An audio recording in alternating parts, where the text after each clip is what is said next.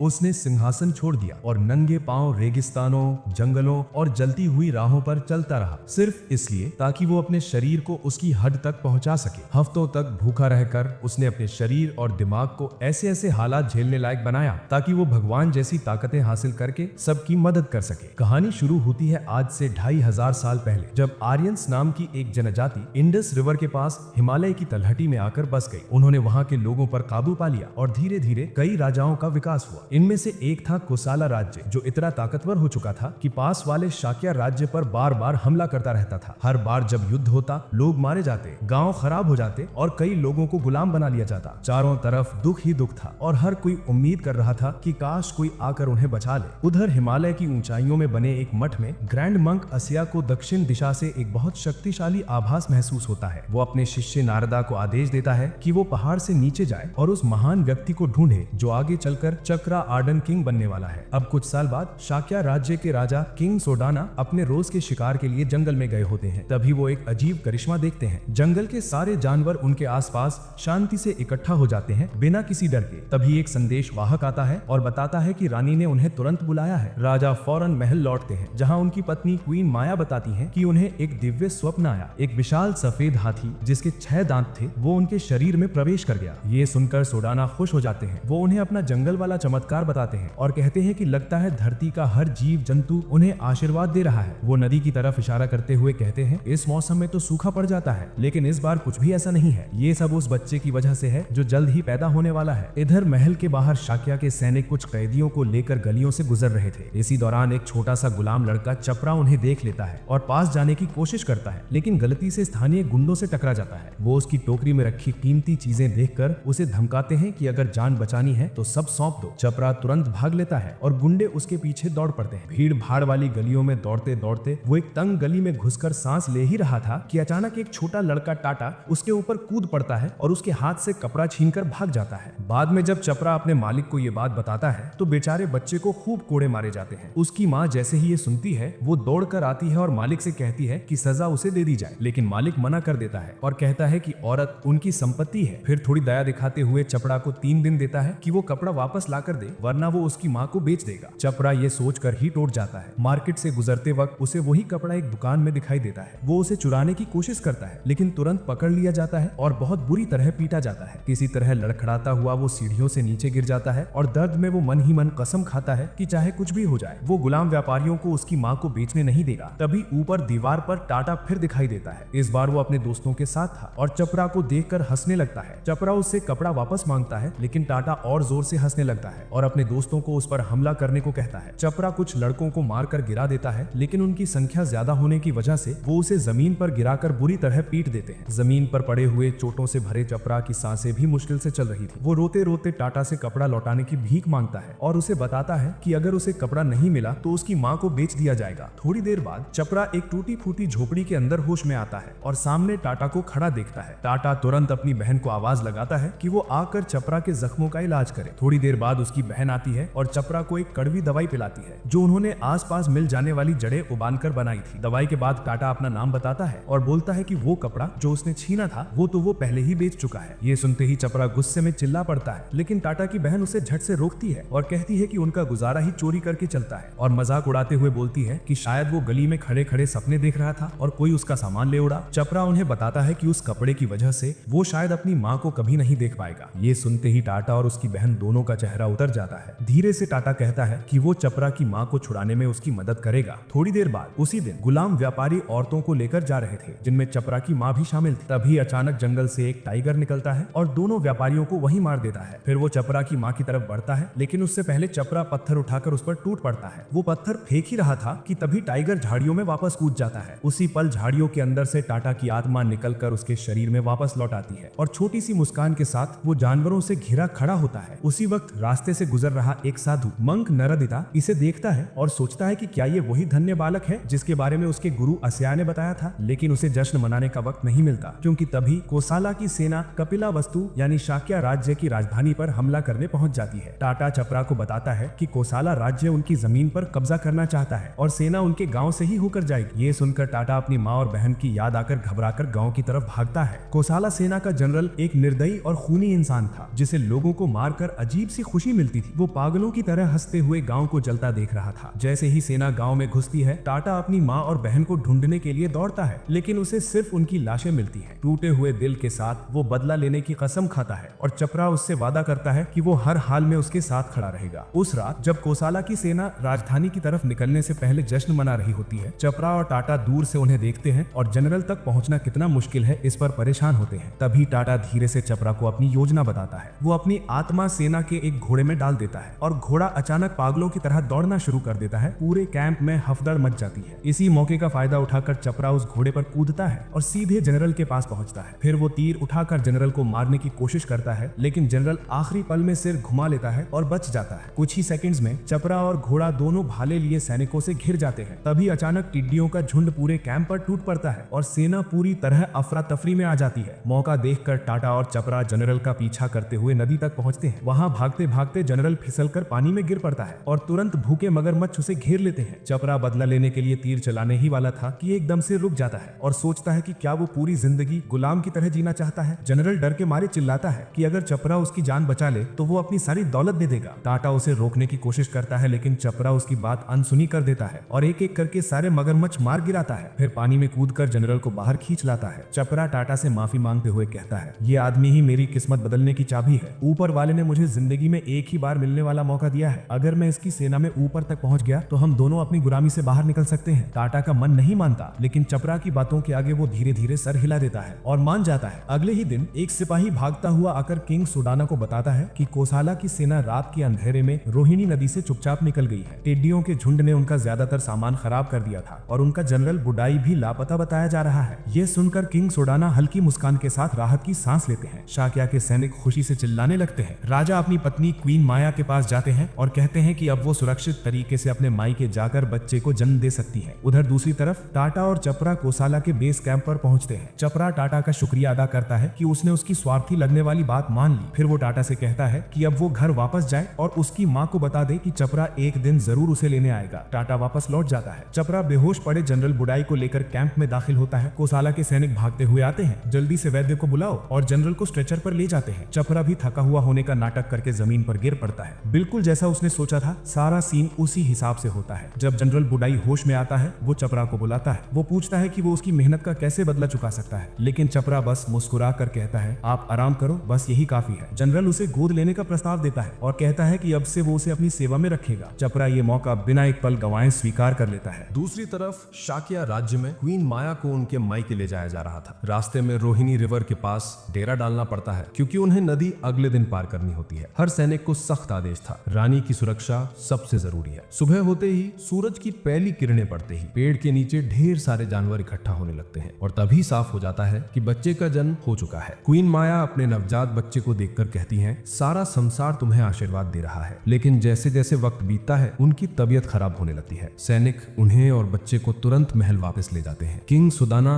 भागते हुए पहुंचते हैं। क्वीन माया राजा से कहती हैं कि वो बच्चे को देखें और उससे विनती करती हैं कि बच्चे का नाम सिद्धार्थ रखा जाए। राजा मुस्कुराते हुए कहते हैं, ये नाम बहुत मजबूत है, जिसका मतलब है वो जिसने अपना लक्ष्य पा लिया। धीरे धीरे उनकी सांसें कमजोर होने लगती हैं। वो बच्चे का चेहरा सहलाती हैं और फिर दुनिया से चली जाती हैं, सिद्धार्थ को उसके पिता की जिम्मेदारी में छोड़कर। कुछ समय बाद महान भिक्षु असिया सिद्धार्थ को देखने आते हैं। जैसे ही उनकी नजर बच्चे पर पड़ती है, वो स्तब्ध रह जाते हैं। सिद्धार्थ एक उंगली आसमान की तरफ और एक जमीन की तरफ उठाया था। असिया कहते हैं, ये बच्चा न धरती पर किसी के बराबर है न आसमान में। ये बड़ा होकर चक्र किंग बनेगा। बस अफसोस मैं उस दिन तक जिंदा नहीं रहूंगा। 10 साल बाद सिद्धार्थ के कमरे में नाचने गाने वाले आए होते हैं, लेकिन वो कुछ देर में ही ऊब जाता है और बाहर निकल जाता है। उसी समय 2 शाही सेवक विजियर और गातिमी उसे ढूंढते हुए आते हैं क्योंकि राजा ने बेटे को बुलाया था। सिद्धार्थ अचानक पेड़ के पीछे से आवाज लगाता है और पूछता है, वो 4 वर्णा वाला सिस्टम फिर से समझाओ। दोनों समझाने लगते हैं। सबसे ऊपर होते हैं ब्राह्मण्स, भिक्षु जो देश की समृद्धि के लिए प्रार्थना करते हैं। सिद्धार्थ हंसते हुए कहता है, सिर्फ दुआओं से कोई देश आगे नहीं बढ़ता। फिर वो बताते हैं कि उसके पिता यानी राजा और सिद्धार्थ खुद क्षत्रिय है यानी योद्धा और रईस। उसके बाद आते हैं वास यानी आम लोग और व्यापारी, और सबसे नीचे होते हैं शूद्र यानी मजदूर और गुलाम। सिद्धार्थ गुस्से में पूछता है, गुलाम सबसे नीचे क्यों रखे जाते हैं, ये क्या बेहुदा नियम है? लेकिन दोनों उसे चुप कराते हुए राजा के पास ले जाते हैं। दरबार में एक योद्धा बंडाका अपने काम के लिए तारीफ पा रहा था। राजा उसे देश की समृद्धि के लिए मेहनत जारी रखने को कहते हुए उसे नया जनरल नियुक्त कर देते हैं। सिद्धार्थ आता है तो राजा उसे बंडाका से से मिलाते हुए कहते हैं, ये एक उस्ताद तीरंदाज है। पिछले 10 साल में कोसाला राज्य बेहद ताकतवर हो चुका था। उन्होंने अपने दुश्मनों को हर तरफ से कुचल दिया था और अब जब सेना अपनी ताजा जीत से लौटती है तो सैनिक और आम लोग जोर जोर से नाम चिल्ला रहे थे, चपरा चपरा चपरा। उसे इज्जत और सम्मान के साथ स्वागत मिल रहा था। सबको पता है कि जनरल बुद्धाई ने उसे अपना बेटा बना लिया है और सेना में खबर फैल चुकी है कि चपरा अब जनरल की विरासत का चुना हुआ वारिस है। भीड़ के बीच घोड़े पर सवार होकर जो वो देख रहा है, चपरा मुस्कुरा रहा है और सोच रहा है कि वो कितना ऊपर चढ़ चुका है। वहीं वापस शाक्या में एक मंक खत्रिया बच्चों को पढ़ा रहे थे कि उन्हें बड़े होकर कोसाला की सेना को हराने लायक जबरदस्त योद्धा बनना है। उनके बीच सिद्धार्थ उठता है और पूछता है, लाश के बाद क्या होता है? वो कहाँ जाते हैं? अभ्यासक चिढ़ जाता है और कहता है, बैठ जा, समय बर्बाद मत कर। सिद्धार्थ के दोस्त कहते हैं कि बूढ़े की पढ़ाई बिल्कुल बोरिंग है और वो उसे क्लास से भगा देते हैं। छोटी सी टोली जंगल की ओर निकल पड़ती है और सिद्धार्थ मानता है कि उसने कभी महल से बाहर कदम ही नहीं रखा था। तभी दोनों दोस्तों ने खरगोश देखा और उसका पीछा करने लगे। जब एक ने तीर चलाने की कोशिश की तो सिद्धार्थ उस पर कूद गया और खरगोश बच निकला। दोनों फिर से भागते रहे और राजकुमार वहीं पीछे रह गया, उदास सा, क्योंकि वो किसी जिंदा चीज को चोट पहुंचते हुए सह नहीं सकता। अकेले चलते हुए वो रास्ता भटक बैठता है और एक खुली जगह में पहुंच जाता है जहां एक काले रंग के वेश वाला साधु कोई बांसुरी जैसा वाद्य बजा रहा होता है। सिद्धार्थ उस साधु के सामने बैठ जाता है और सोचता है, ये सपना तो नहीं है ना। इसी बीच जाका की टांग कीचड़ में धंसने लगती है और वो मदद के लिए चिल्लाता है। सिद्धार्थ और दूसरा लड़का उसे पेड़ से खींचने की कोशिश करते हैं पर पेड़ की डाली टूट जाती है और जाका गहरे कीचड़ में धंसता चला जाता है। आखिरकार उसकी सांसें थम जाती हैं। ये सब देखकर राजकुमार टूट जाता है और दौड़कर अपनी स्टेप मदर के पास जाता है, जो उसे गले लगाकर सांत्वना देती है, खुशी से कि वो बच गया। पर जब वो बोलता है कि जाका मर गया तो उसकी तबीयत खराब हो जाती है। स्टेप मदर उसे आराम करने को कहती है और खुद राजा के पास जाती है। वो खुद को उस दुख के लिए दोषी मानती है। राजा कहता है कि उस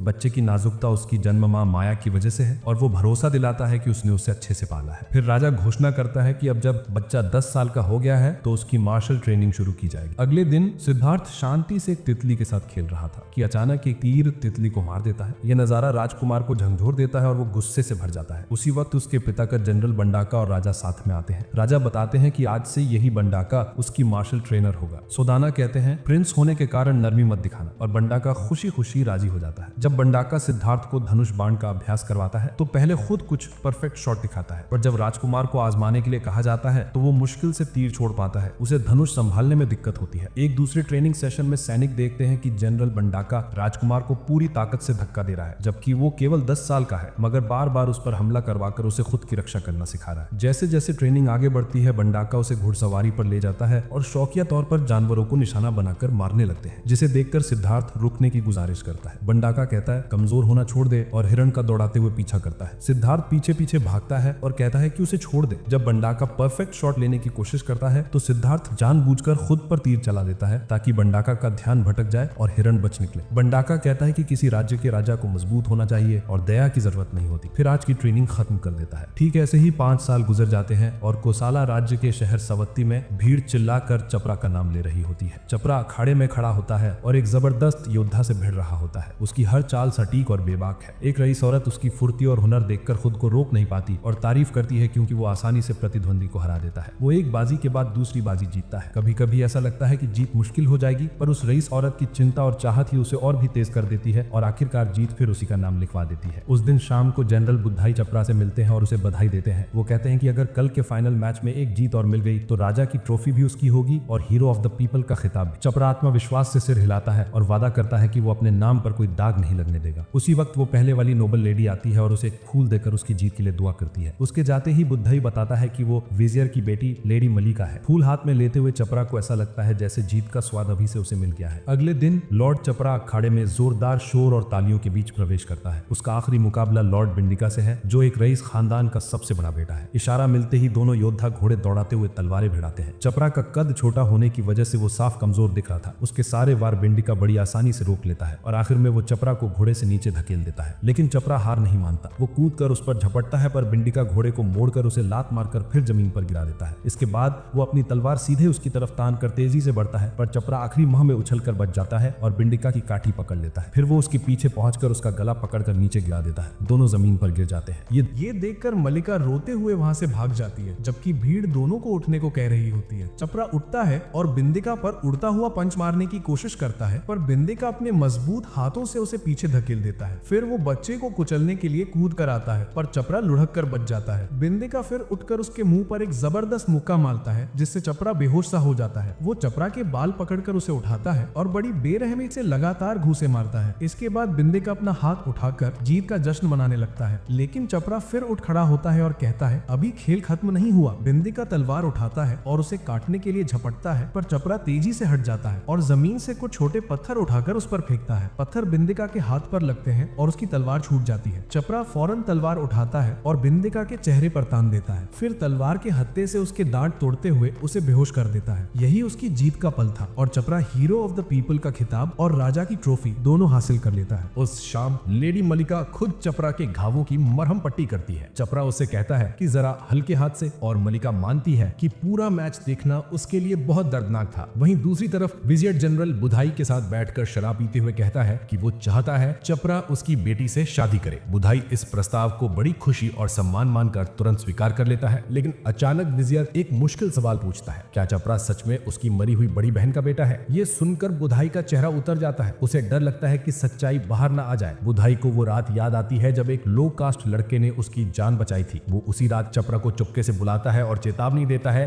कि अगर किसी को पता चल गया कि वो एक शूद्र पैदा हुआ था तो दोनों की जिंदगी बर्बाद हो जाएगी, इसलिए इस राज को किसी भी कीमत पर छिपाए रखना होगा। बुधाई ये कहकर चला जाता है। उधर शाक्य राज्य में सिद्धार्था अब एक जवान और सुंदर राजकुमार बन चुका है। ट्रेनिंग में वो जनरल बंडाका को बहुत प्रभावित करता है, यहाँ तक कि शाक्य के सैनिक भी हैरान होते हैं कि वो कितनी तेजी से इतना मजबूत हो गया है। किंग सुदाना अपने बेटे को सिर्फ 15 साल की उम्र में इतना उत्कृष्ट देखकर गर्व महसूस करता है और बंडाका भी उसकी प्रगति से खुश था। शाम को हमेशा की तरह सिद्धार्था चुपके से बाहर निकल जाता है और शाही पहरेदार उसके पीछे भागते हुए उसे वापस लाने निकल पड़ते हैं। सिद्धार्था आसानी से पहरेदारों को पीछे छोड़कर भाग निकलता है। घोड़े को तेज दौड़ाते हुए जब वो शहर के बीच से गुजर रहा था तभी उसे एक दुखी जोड़ा मिलता है जो अपने बच्चे की मौत पर रो रहा था। कुछ देर बाद कुछ और लोग बाहर आते हैं, बीमार, थके हुए और समाज से निकाले गए लोग। वो सिद्धार्था से दया की भीख मांगते हैं। बिना एक पल सोचे सिद्धार्था अपने रेशमी कपड़े और कीमती गहने उतारकर फेंक देता है। स्लम के गरीब लोग उन चीजों को उठाने के लिए टूट पड़ते हैं। इसी बीच कुछ स्थानीय गुंडे वहां पहुंच जाते हैं। वो बीमार लोगों को लात मारकर दूर करते हैं और बोलते हैं कि मरते हुए लोगों को इन चीजों का क्या फायदा, और खुद सब लूट लेते हैं। लूटने के बाद उनकी नजर सिद्धार्था पर पड़ती है। वो उसकी तरफ बढ़ते ही हैं कि अचानक एक औरत आकर चिल्लाती है, लड़के को हाथ मत लगाना। गुंडे उसे अपनी बहन कहते और बहस करने लगते हैं, पर वो डरावने लहजे में बोलती है कि अगर किसी ने लड़के को छुआ तो सबकी गर्दन उड़ जाएगी। गुंडे परेशान होकर पीछे हट जाते हैं। औरत मुड़कर सिद्धार्था से कहती है कि वापस चल, सब उसे ढूंढ रहे हैं। सिद्धार्था उसे रोकना चाहता है। वो रुककर अपना नाम बताती है, मिगुएला। वो सिद्धार्था को समझाती है कि इन लोगों को चीजें देने से कुछ नहीं बदलेगा। ये सब आधे मरे हुए लोग हैं, अपने परिवारों द्वारा छोड़े गए, बस मौत का इंतजार कर रहे हैं। वो कहती है कि तू महल के बाहर की जिंदगी को समझ नहीं सकता। ये सुनकर सिद्धार्था गुस्सा हो जाता है और पूछता है, तो क्या तू वो दुनिया जानती है जो मैं नहीं जानता? अगले दिन मिगुएला सिद्धार्था को पूरे शहर में घुमाती है। जगह जगह बुरी हालत में लोग देखकर सिद्धार्था उदास हो जाता है। मिगुएला उसे बार बार आगे बढ़ने को कहती है, लेकिन सिद्धार्था बार बार रुककर उनकी तरफ देखता रहता है। फिर सिद्धार्था एक दास को देखता है जिसे सिर्फ एक फल चुराने की कोशिश करने पर बुरी तरह पीटा जा रहा था। ये देखकर वो रो पड़ता है। पहली बार उसे समझ आता है कि उसके लोग कैसी तकलीफों में जी रहे हैं। मिगुएला उसे समझाती है कि मरना सबको है, चाहे कास्ट हो या स्टेटस, सब इंसान है। उसी दोपहर ट्रेनिंग में सिद्धार्था का मन नहीं लगता और वो जल्दी निकल जाता है। वो कहता है आज का दिन बहुत खूबसूरत है और घोड़ा दौड़ाते हुए मिगुएला के पास पहुंच जाता है। दोनों शहर घूमते हैं और नाव पर बैठकर सब देखते हैं। मिगुएला उसे पूछती है, तू मेरे साथ ऐसे आराम से घूम रहा है, तुझे पता है ना कि मुझसे तुझसे बात करने तक की इजाजत नहीं होती। सिद्धार्था मुस्कुराकर याद दिलाता है, तूने ही कहा था ना कि हम दोनों इंसान हैं। ये सुनते ही मिगुएला उसे पानी में धक्का दे देती है और हंसते हुए कहती है, चल तैर। पास ही छुपकर जनरल बंडाका ये सब देख रहा था। कुछ देर बाद प्रिंस को राजा के सामने बुलाया जाता है। राजा पूछता है कि क्या वो एक नीची जात की लड़की के साथ घूम रहा था। सिद्धार्था को ये सुनकर गुस्सा आ जाता है। वो चिल्लाकर कहता है कि मिगुएला को नीची जात बोलना उसे बर्दाश्त नहीं। राजा भी चिल्लाता है, तू इस राजा का वारिस है, तुझे देश को मजबूत बनाना है। फिर राजा उसे महल से बाहर निकलने पर रोक लगा देता है। बंडाका ये सब सुनकर बाहर खड़ा मुस्कुरा रहा होता है। शाम होते होते मिगुएला नदी के किनारे खड़ी उसकी खूबसूरती देख रही होती है। तभी जनरल बंडाका अपने आदमियों के साथ पहुंचकर उसे गिरफ्तार कर लेता है। फिर उसे सजाए मौत के लिए एक क्रॉस पर बांध देता है। वो चिल्लाती है, सिद्धार्था सिद्धार्था। उधर सिद्धार्था पहरेदारों से छूटकर भागता है। अपने पिता के पास पहुंचकर चिल्लाता है, आपने मिगुएला को क्यों पकड़ा? उसे छोड़ो। राजा कहता है कि वो मीटिंग में है, पर सिद्धार्था चिल्लाकर कहता है, उसे अभी के अभी छोड़ दो। राजा पूछता है, तो उस औरत डाकू की बात कर रहा है? सिद्धार्था गुस्से में कहता है, अगर आपने उसे मारा तो मैं आपको माफ नहीं करूंगा। लेकिन राजा तब भी नहीं मानता है। तभी सिद्धार्था सबके सामने अपनी तलवार निकाल लेता है और चिल्लाता है, क्या किसी से प्यार करना आपको इतना बुरा लगता है? अपने बेटे को नफरत से भरा देख सुदाना राजी हो जाता है कि उसे छोड़ दिया जाए। बस ये शर्त रखता है कि सिद्धार्था को पड़ोसी देश की प्रिंसेस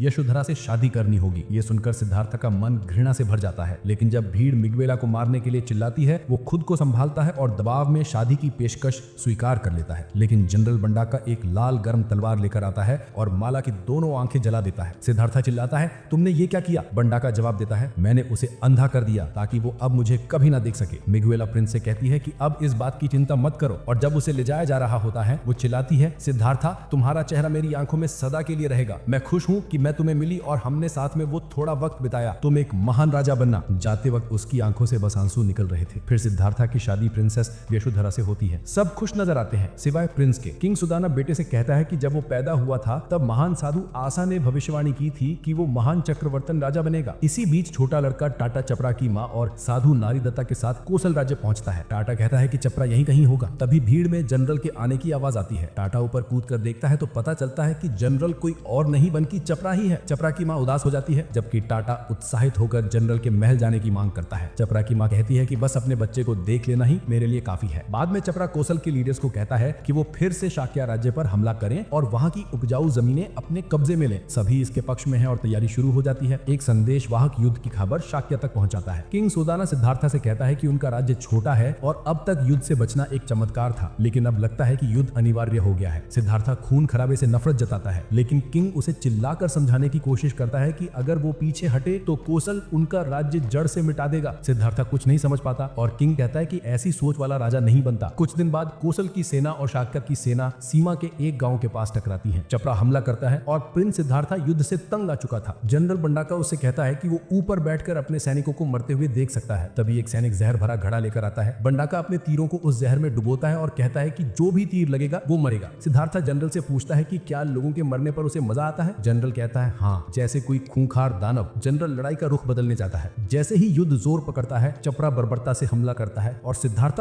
खुद मैदान में उतर आता है। जनरल बंडाका और चपरा काफी सैनिकों को मार गिराते हैं। सिद्धार्थ चिल्लाता है कि सब रुक जाओ। तभी कुछ दुश्मन सैनिक उसे घेर लेते हैं और उसके अपने सैनिक उसे बचाने के लिए मर जाते हैं। जनरल बंडाका देखता है कि चपरा सीधे सिद्धार्थ की तरफ बढ़ रहा है। वो पीछे पीछे चपरा के पीछे चलता है। बंडाका चपरा पर तीर चलाता है लेकिन चूक जाता है। वो मानता है कि कौशल के इस योद्धा की ताकत कम नहीं है और कहता है कि आम स्ट्रेटेजी से उसे मात नहीं दी जा सकती। फिर उसके दिमाग में एक चालाकी भरा प्लान आता है। बंडाका एक दुश्मन की लाश उठाकर और घोड़े पर सवार होकर चपरा के सामने रख देता है जैसे कोई साथी हो। जैसे ही वो चपरा के आगे निकलता है वो घोड़े को घुमाकर चपरा की तरफ तीर छोड़ता है। वो तीर जहरीला होता है, लेकिन चपरा गिरने की बजाय तीर को जोर से निकाल फेंकता है और पलटवार करता है, जिससे बंडाका घोड़े से गिर जाता है। इसके बाद छपरा सीधे सिद्धार्थ की तरफ बढ़ता है, जबकि बंडाका सोचता रहता है कि उसका जहर काम क्यों नहीं कर रहा। छपरा पूरी रफ्तार से सिद्धार्थ पर टूट पड़ता है, लेकिन आखिरी पल में सिद्धार्थ दया से भरी निगाहों से उसे देखता है। उसके चारों ओर एक रौबदार चमक होती है। तभी बंडाका का जहर अपना असर दिखाता है और छपरा का हमला चूक जाता है। छपरा घोड़े से गिरता है और सोचता है कि उसने जो दिव्य शक्ति महसूस की थी वो सिद्धार्थ की आंखों में थी, जो उसकी आत्मा तक को छू गई। वो सोचता है कि शायद वो मरने वाला है। छपरा जहर से कांपता हुआ जमीन पर गिरता है तो बंडाका जोर से दम भरता है कि उसी ने दुश्मन के जनरल को गिराया है और अपनी सेना से कहता है कि दुश्मन को कुचल दो। इसी बीच दोनों सेनाएं पीछे हट जाती हैं। पीछे छोड़ जाती हैं सिर्फ मौत और दर्द। कौशल्या में बुधई के घर पुजारी कहता है कि जहर छपरा के पूरे शरीर में फैल चुका है और उसे बचाया नहीं जा सकता। उसी वक्त मल्लिका और उसका पिता आते हैं छपरा के बारे में पूछने। बुधई जवाब देता है कि ये चमत्कार होगा अगर छपरा कल तक जीवित रहा। ये बात सुनकर तट पर कब्जा किए हुए एक गिलहरी सी आकृति वहां दौड़ती है, जहां वो फिर अपनी असली शरीर में लौट आती है और अपनी माँ से कहती है कि छपरा को बचाया नहीं जा सकता। ये सुनते ही माँ घबरा जाती है और छपरा को देखने भागती है, इससे पहले बहुत देर हो जाए। लेकिन नैरेडोता बीच में आता है और कहता है कि उसका गुरु शायद छपरा का इलाज जानता है। टाटा जो अपनी शक्तियों से एक ही रात में हिमालय तक उड़ सकता है, संदेश पहुंचाने के लिए तैयार हो जाता है। नैरेडोता एक खत तैयार करता है और टाटा को शुभकामनाएं देता है। टाटा कई जानवरों का शरीर लेकर दौड़ता है, मीलों तक भागता है और आकाश में उड़ता है। अंत में वो साधु के मंदिर तक पहुंचता है, जहां सब हैरान होते हैं जब वो मास्टर एशिया के सामने खत रखकर उतरता है। बुजुर्ग साधु खत पढ़कर हैरान हो जाता है और पहाड़ी के किनारे पर जाकर नैरेडोटा को अपनी शक्तियों से एक आध्यात्मिक संदेश भेजता है। वो नाराज होकर उसे डांटता है कि इतने सारे जानवरों की जान बर्बाद करना ठीक नहीं, सिर्फ एक बच्चे को बचाने के लिए। लेकिन नैरेडोता अपनी बात पर अड़ा रहता है कि उसे छपरा को किसी भी कीमत पर बचाना है। ये सुनकर मास्टर एशिया चेतावनी देता है कि इसके लिए नैरेडोता को बाकी जिंदगी जंगली जानवर बनकर रहना पड़ेगा। फिर वो छपरा की माँ को इलाज की दवा बताता है। नैरेडोता तेजी से दवा का नुस्खा छपरा की माँ को बताता है, फिर पागल होकर जंगल की तरफ दौड़ पड़ता है जैसे कोई कुत्ता। ये देखकर माँ की आंखों से आंसू निकल आते हैं, लेकिन राहत की सांस लेती है कि छपरा बच जाएगा। फिर बुधई के घर पर छपरा की माँ दुआ करती है कि बुधई दवा छपरा को दे। बुधई मान जाता है और जैसे ही छपरा को दवा दी जाती है डॉक्टर हैरान रह जाता है कि छपरा ने अपनी आंखें खोल ली। इसी बीच सिद्धार्थ की पत्नी उससे पूछती है कि क्या वो सो नहीं रहा, क्योंकि कोई चीज उसे परेशान कर रही थी। वो बताता है कि उसे रोजाना लोगों को बीमार और मरते देख बहुत बुरा लगता है, जबकि वो कुछ कर नहीं पाता। वो सोचता है कि क्या वो कुछ कर भी सकता है या बस इसे नजरअंदाज कर दे। फिर वो उठकर कहता है कि अपनी राजा वाली जिंदगी की वजह से उसे नहीं पता था कि दुनिया में इतना दर्द और तकलीफ है। यहाँ तक कि साधारण लोग भी उससे ज्यादा जानते हैं दुनिया के बारे में। अब उसने सच जानने का ठान लिया है। फिर अपनी पत्नी से कहता है कि तुम चिंता मत करो, तुम सो जाओ। बुधई के महल में छपरा की माँ को तहखाने में बंद कर दिया गया है। बुधई छपरा से कहता है कि मल्लिका उससे मिलने आई थी। फिर जब छपरा अकेला होता है, बुधई उसे याद दिलाता है कि उसे यही कहानी सुनानी है कि वो लॉर्ड बुधई का बेटा है और अपनी पुरानी जिंदगी की सारी यादें भूल जानी है। ये सुनकर छपरा शक करता है और सोचता है कि अचानक ये बात क्यों कही गई। लेकिन जब वो सुनता है कि बुधई अपने नौकरों से कह रहा है कि उस महिला का जिक्र भी ना करे जिसने दवा लाई थी, तो उसे कुछ गलत लगने लगता है। तहखाने में दो आदमी छपरा की माँ को मारने की तैयारी कर रहे होते हैं। तभी छपरा कूद कर नीचे आता है और मोटे आदमी को धक्का मारकर गिरा देता है। वो दुबले आदमी से कहता है कि उसकी माँ से हाथ दूर रख। आदमी दंग रह जाते हैं कि लॉर्ड छपरा इस औरत को अपनी माँ क्यों कह रहा है, पर तभी छपरा तलवार निकालकर दोनों को चुप करवा देता है। फिर उसकी माँ उसे गले लगाती है और कहती है कि तुम कितने बड़े हो गए हो बेटा। लेकिन इसी खुशी के बीच छपरा देखता है कि मोटा आदमी भागने की कोशिश कर रहा है। छपरा उसे रोकना चाहता है, लेकिन उसके जख्म फिर से खुल जाते हैं और उसकी माँ उसे उठाकर सीढ़ियां चढ़ाती है। जब वे ऊपर पहुंचते हैं तो बुधई के आदमी उन्हें घेर लेते हैं और छपरा पर आरोप लगाते हैं कि उसने छुपाया कि वो शूद्र है। बुधई निराश होकर उसे बेवकूफ कहता है। अगले दिन अदालत में जज बुधई से पूछता है कि क्या उसे सच में पता नहीं था कि छपरा शूद्र है जब उसने उसे अपनाया था। बुधई झूठ बोलकर कहता है, जिससे अदालत में हंगामा हो जाता है। फिर गार्ड छपरा की माँ को लेकर आते हैं और उसे जज के सामने जमीन पर फेंक देते हैं। जज पूछता है कि क्या वो सच में उसकी माँ है। छपरा गुस्से में गार्डों को धक्का देता है, लेकिन माँ इनकार कर देती है और कहती है कि उसने ये लड़का एक युद्ध के मैदान में पाया था, इसलिए वो शूद्र जैसी माँ का बेटा नहीं हो सकता। जज पूछता है कि क्या वो झूठ बोल रही है, लेकिन माँ दोहराती है कि छपरा उसका बच्चा नहीं है। ये सुनकर छपरा का दिल टूट जाता है। उस वक्त छपरा कहता है कि अब तुम्हें झूठ बोलने की जरूरत नहीं है, मैं खुश हूँ कि अब मुझे डरने की जरूरत नहीं कि मेरा सच पता चल जाएगा। फिर जज पूछता है कि तो क्या तुमने अभी शूद्र होने का इजहार कर दिया। छपरा गर्व से कहता है कि हाँ, और फिर अपनी माँ को कसकर गले लगा लेता है। जज हैरान होता है कि लड़के ने इतनी आसानी से अपना कुलीन दर्जा छोड़ दिया और कहता है कि उसे अपने खून पर शर्म आनी चाहिए। छपरा कहता है कि मैं सिर्फ इसलिए कुलीन बना ताकि मुझे सड़क पर कूड़ा समझकर ट्रीट न किया जाए। फिर जज फैसला सुनाता है कि जनरल बुधई को घर में ही नजरबंद रखा जाएगा और छपरा को कोसला से निर्वासित कर दिया जाएगा। छपरा की माँ धीरे से मुस्कुराती है और विदा लेती है, लेकिन जज उसकी माँ को मौत की सजा देता है ताकि एक मिसाल कायम हो। ये सुनकर छपरा गुस्से से फट पड़ता है। वो चिल्लाता है कि ये गलत है और उसकी माँ ने कभी कोई गलती नहीं की। वो घुटनों पर गिरकर भीख मांगता है कि उसे भी निर्वासित कर दें। माँ उसे गले लगाकर कहती है कि सब ठीक होगा। छपरा रोता है और कहता है कि माँ के बिना शूद्र की जिंदगी कोई जिंदगी नहीं। फिर जज से विनती करता है कि उसे भी मौत की सजा दे। अगले दिन बड़ा हुजूम इकट्ठा होता है देखना कि छपरा और उसकी माँ शहर से गुजर रहे हैं। टाटा ये सब देखता है और उन्हें पहाड़ की तरफ फॉलो करता है। पहाड़ के ऊपर कप्तान जोर से चिल्लाता है कि गंदे शूद्रों को ऑक्सीजन बर्बाद करने के लिए सजा मिलनी चाहिए और अपने सैनिकों को आदेश देता है कि उन्हें चट्टान से गिरा दो। लेकिन टाटा अचानक चिल्लाकर ध्यान भटकाता है और माँ बेटे को भागने के लिए कहता है, पर एक सैनिक फौरन भाला फेंककर दोनों को गिरा देता है। आखिरी बार दोनों मुस्कुराते हैं, फिर मौत मारे जाते हैं। वहीं घाटी में नरेडोता जो पागल हो चुका है, उस माँ बेटे की मौत पर शोक मनाने लगता है जिन्हें उसने बेवजह एक बर्बर जानवर बना दिया था, और टाटा आंसू बहाते हुए वहां से भाग जाता है। वहीं शाक्य के राज्य में सिद्धार्थ की पत्नी ने एक बच्चे को जन्म दिया और हर कोई खुश है कि नए राजकुमार ने इस दुनिया में कदम रखा। इसी बीच सिद्धार्थ महल से बाहर निकलता है। अब वो एक थके हुए पिता जैसा दिखता है। वो सोचता है कि हर दिन कुछ नया सीखने के बावजूद वो अपनी खोजी हुई सच्चाई से दूर ही है। उसे एहसास होता है कि चाहे कुछ भी हो जाए, हर कोई दर्द में फंसा है और वो दूसरों की मदद करने का रास्ता नहीं ढूंढ पा रहा। अब वो इस सच को स्वीकार करने का तरीका खोज रहा है, बिना टूटे। फिर एक दिन जब वो एक बड़े पेड़ की छाव में ध्यान लगा रहा था, उसने आखिरकार फैसला किया कि वो सब कुछ छोड़ देगा ताकि अपनी सच्चाई पा सके। एक रात सिद्धार्थ अपने पिता को आराम से सोते देखता है और माफी मांगता है कि उसने उनका भरोसा तोड़ा। फिर वो घोड़े पर सवार होकर जंगल की ओर निकल जाता है। कुछ देर बाद उसका एक नौकर दौड़कर आता है और वापस चलने को कहता है। सिद्धार्थ उससे कहता है कि शांत हो जाओ और घोड़ा वापस घर ले जाओ। नौकर हैरानी से देखता है कि प्रिंस अपने महंगे कपड़े और गहने उतार कर नौकर को दे रहा है। फिर सिद्धार्थ तलवार निकालकर अपने सारे बाल मुंडवा देता है जैसे कोई सख्त साधु हो। वो नौकर को ये सब लेकर रानी को देने को कहता है और बताता है कि वो सच्चाई खोजने के बाद लौटेंगे। महल में रानी आंसू भरी आंखों से उसके सामान को थामे हुए हैं और राजकुमारी बाल पकड़कर रो रही है। इसी वक्त एक संदेश वाहक आता है और बताता है कि कोसला की सेना अब हमला कर रही है। उस समय राजा बंडका को बुलाते हैं और उसे कमान सौंपते हैं, लेकिन बंडका उस पर पलट जाता है और कहता है कि वो तभी कमान लेगा जब उसे अगला राजा बनाया जाएगा। राजा उसे समझाने की कोशिश करता है, लेकिन बंडका तलवार की नोक उसकी तरफ कर देता है और साफ कर देता है कि अगर उसे राजा नहीं बनाया